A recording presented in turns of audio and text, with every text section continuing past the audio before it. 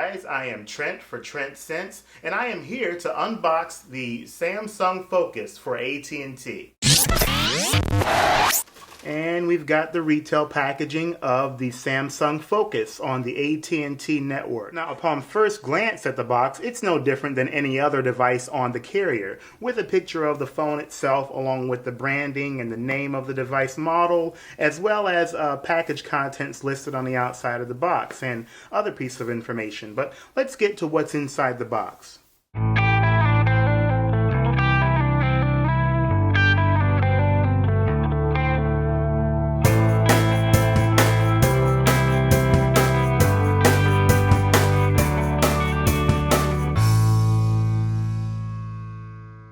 Now, the one main difference that I can feel from the Focus as I hold it in my hand is that it is not as squared off as the Captivate. The corners all have curves on them, and the back has some tapering effects going on toward the edge, which is pretty nice, and it gives it a more natural feel as I hold it in my palm.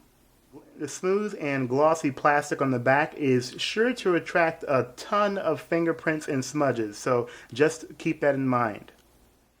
Similar to the Captivate, the front face of the Focus is dominated by the 4-inch capacitive Super AMOLED display. Above the touchscreen, you have the carrier branding along with the earpiece, and to the left of that you have two sensors, one for ambient light and the other for proximity. Below the screen, you have the manufacturer branding along with 3 capacitive touch commands for back, the start menu, and search.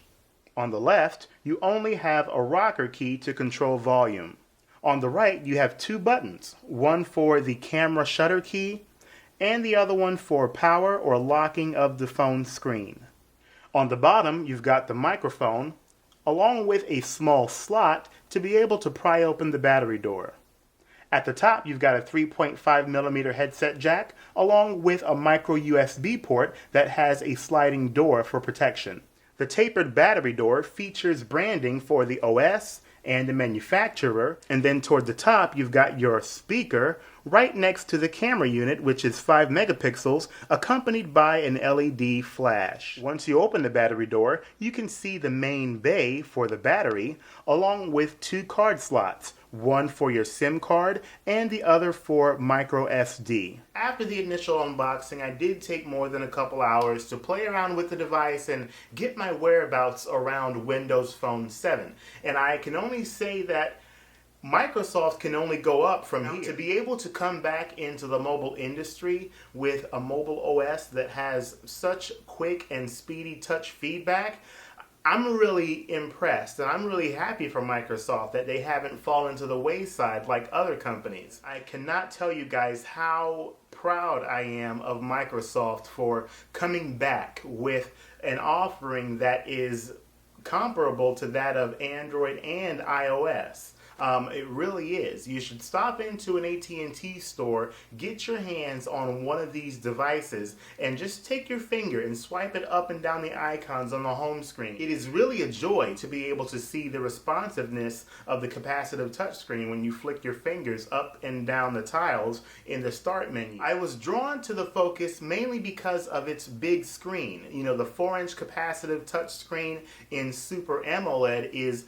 really a sight to behold when you're watching multimedia on it. I could never see myself really going anywhere below 4 inches for a touchscreen on any future device. So for me, the Samsung Focus was the most natural and most sensible choice over the Quantum, which does have a hardware QWERTY keypad.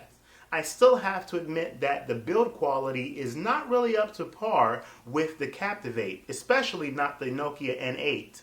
Now, despite all of this plastic that has been thrown at the Focus from the Samsung design team, thank you very much, I can understand that Samsung tried its best to refine the design a little bit by adding, a little hint of chrome around the sides and over the top, and then, a vertical line pattern on the battery door on the back. It still cannot take away from the fact that the Focus feels like a cheap slab of plastic, and that's all there is to it. 5 megapixel camera unit on the device is capable of shooting 720p HD quality video at 25 frames per second, but it's better than nothing, I guess. You also have a 1 gigahertz Snapdragon processor.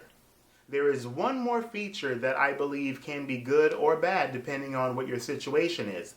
Samsung still chose to leave in the micro SD card slot on this device. So you have a chance to expand your memory beyond the 8 gigs of internal storage. However, people have run into a number of issues after removing the micro SD card from the phone. There have been issues where a micro SD card has been rendered dead and not able to work with a computer or any other phone. It turned out that Nokia came in to save the day when people realized that they could take those micro SD cards and get them reformatted and brought back to life again within the Nokia. So, I don't know. If that's not ironic, I don't know what is.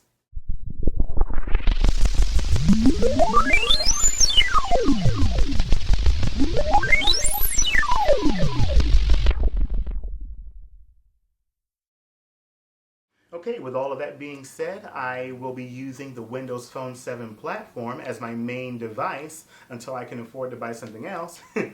And that's all there is to it. I will be sure to come back to you guys with an online review telling you what I think of the new Microsoft platform. In the meantime, all of you guys take care and stay safe.